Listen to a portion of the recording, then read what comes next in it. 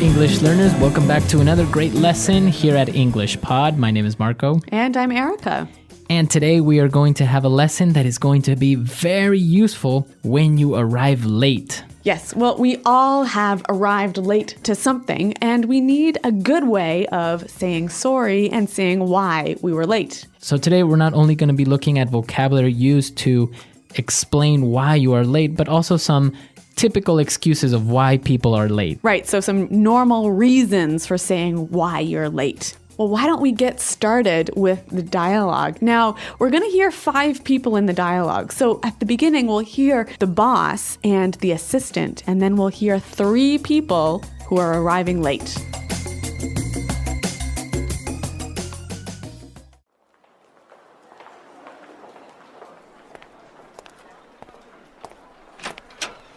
Where's everyone? We were supposed to start 15 minutes ago. Jo called and said she'd be here in a sec. She said she got tied up with a client. Sorry I'm late, everyone. Oh, there was a huge traffic jam on the highway this morning. Morning, everyone. Were you stuck in traffic as well, Jess? There was a huge pileup on the highway, and traffic was backed up for miles. Scott just called and said that he's running late. His last meeting ran over, but he's on his way now. Guys, this is not acceptable. If I say the meeting starts at 10, the meeting starts at 10, not 10:01, and definitely not 10:20. All right, let's get started. So the first thing I want to talk about is I'm really sorry, everyone. I know I'm late, but really, it's not my fault. I was getting a coffee at Starbucks, and the line was way too long. I was waiting for 20 minutes to get my coffee. All right, so, good excuses in general, except the last one. I don't think that's such a good excuse of why you're late, right? Yeah, I don't really think if I was the boss, I would be very happy with this employee. Yeah, I don't think coffee is that important. But some of the excuses were good, and some of the language they used to describe the excuses was really great. So let's look at that now in language takeaway. Language takeaway. All right, on language takeaway today, we have 4 words that we're going to be looking at. And let's get started with the first one. So Jo called the office assistant and explained that she will be late because she got tied up with a client. To get tied up. So I got tied up with a client. All right, this is a really common reason for being late, but why don't we listen to some examples to help us understand what it means? Example 1. Sorry I'm late, honey. I got tied up at the office. Example 2. I was tied up on the phone all afternoon and didn't get any work done. Example 3. I got tied up in traffic on the way here. All right, so if you get tied up, it means that you get busy with something that you can't avoid. Right, you're busy with something that's so important, it's like you are tied by a rope to that thing. Okay, I got tied up. I'm sorry, I got tied up. Yep. All right, now the first person that arrived to the office explained that there was a huge traffic jam on the highway. A traffic jam. A traffic jam. A huge traffic jam. Now, we understand traffic, right? Mm-hmm. Cars, a lot of cars. Yep. So a jam, it means that it was blocked. It was stopped. It was stopped. Yep. There were a lot of cars on the highway and they weren't moving. So a huge traffic jam is a very big stopping of cars. Now, our next word explains why sometimes there is a traffic jam.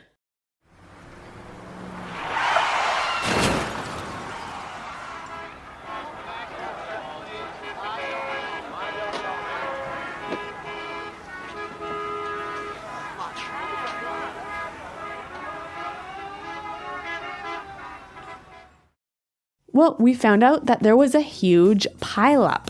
A pileup. A huge pileup. Okay, a huge pileup. Now, if a pileup is another way of saying an accident, right? Yeah, an accident with many cars and they all get piled on top of each other. All right, so many cars got into an accident. Yep. So this could be a reason of why there was a traffic jam. And also a reason for why you were late.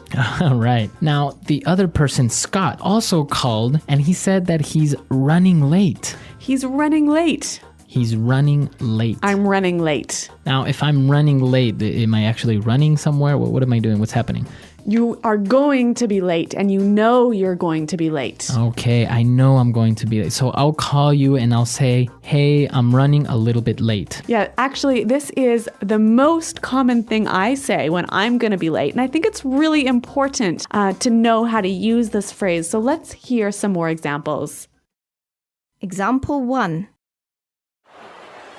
Jane is running late. She'll be here in 10 minutes. Example 2. Traffic is really bad, so I'm running late. Example 3. I'm running a bit late, so please start without me. All right, perfect. So running late, a very common way of explaining that you're going to be late, and well, it makes you sound very native. Yeah, it's a great phrase. Now, our last phrase, what we heard, the reason why Scott was running late was because his last meeting ran over. Okay, to run over. My meeting ran over. Now, ran over, my meeting ran over, it means it went too far? Well, when something runs over, it goes longer. Okay, longer than expected. Yeah, so a meeting can run over, or an appointment can run over. So I can say, my meeting ran over 15 minutes. I'm going to be a little bit late. That's right, a great excuse. Very good. 5 great words, and well, I think it's time for us to listen to this dialogue and understand these words as they were used in the dialogue, and then we'll come back and take a look at more phrases. Where is everyone? We were supposed to start 15 minutes ago. Joe called and said she'd be here in a sec. She said she got tied up with a client. Sorry I'm late, everyone. There was a huge traffic jam on the highway this morning. Morning, everyone.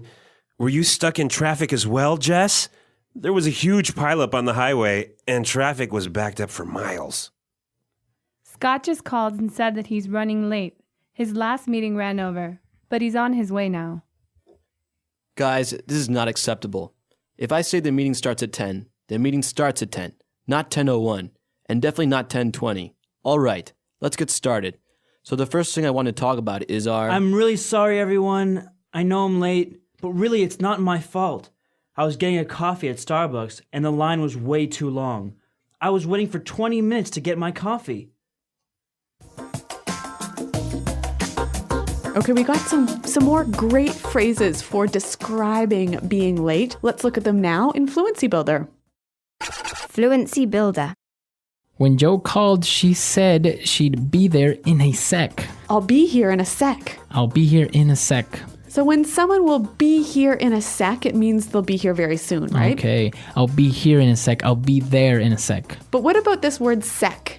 It's a short way of saying second. So S-E-C. A sec. Now, it's an exaggeration, obviously, because you won't be there in 1 second, but you're just explaining that you'll be there very, very soon. What about the difference between I'll be here in a sec and I'll be here in a minute? Well, if you say I'll be there in a sec, it means like I'll be there in 1 minute, right? But if you say, oh, I'll be there in a minute, it could be a minute or more like 3 or 4 or 5 minutes. Yeah, I think that's true. Now, again, going back to this traffic issue, we saw that somebody was stuck in traffic. To be stuck in traffic. I got stuck in traffic. Now, when you're stuck in traffic, you can't drive because there are too many cars stopped on the highway. So you are actually in the traffic jam. Yeah, you're stopped there for like 20 minutes. You can't move. Okay, I'm stuck in traffic. I'm going to be late. Really great excuse. And the reason they were stuck in traffic was because traffic was backed up for miles. Okay, traffic is backed up for miles.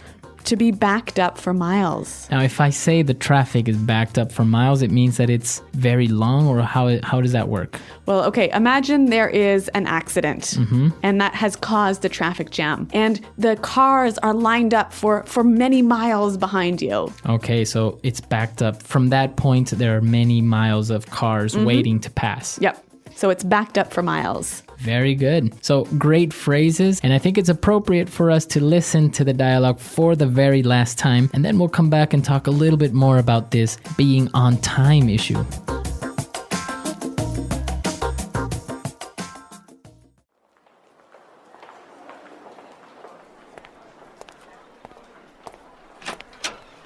Where is everyone? We were supposed to start 15 minutes ago.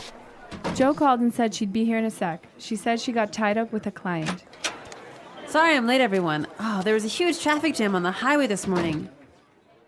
Morning, everyone. Were you stuck in traffic as well, Jess? There was a huge pileup on the highway, and traffic was backed up for miles. Scott just called and said that he's running late. His last meeting ran over, but he's on his way now. Guys, this is not acceptable. If I say the meeting starts at 10, the meeting starts at 10, not 10:01, and definitely not 10:20. All right, let's get started. So the first thing I want to talk about I'm is really our... sorry, everyone. I know I'm late, but really, it's not my fault. I was getting a coffee at Starbucks, and the line was way too long. I was waiting for 20 minutes to get my coffee.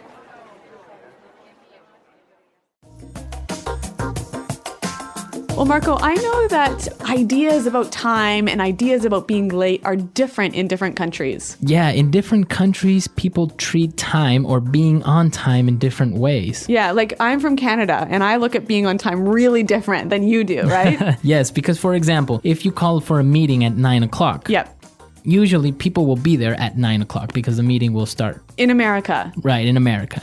Now, for example, in Latin America, we do have this, what we call sometimes the Latino time or Hispanic time, which is like 9 o'clock is like the time that everyone should be there, but until people get there, get their coffee and whatever, then it'll be 9:15, maybe up to 9:30. And I think it's a little bit even more noticeable when we're talking about social events. Like if you go to someone's house for dinner, in Canada, if they say, come to my house at 6 o'clock for dinner, you'll be there at 6:05, right? Okay, yeah. Yeah, usually you'll be there only a couple of minutes after the time that was specified, just to, give the house owner a little bit of time. Yep. But if we have a dinner invitation for 6, we know that it's not really going to begin eating at 6, so people will get there at 6:30 or 7. And of course, food isn't ready until like maybe 8 or 9.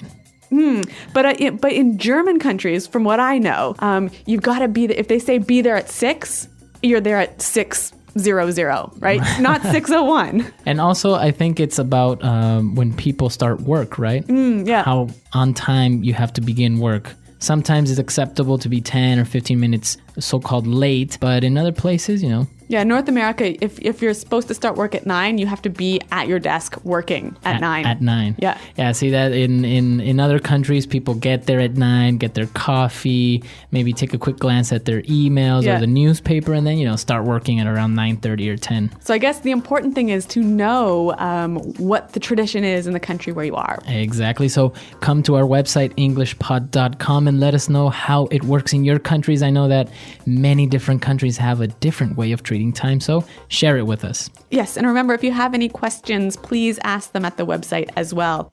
We're out of time today, but until next time, thanks for listening and goodbye. Bye-bye.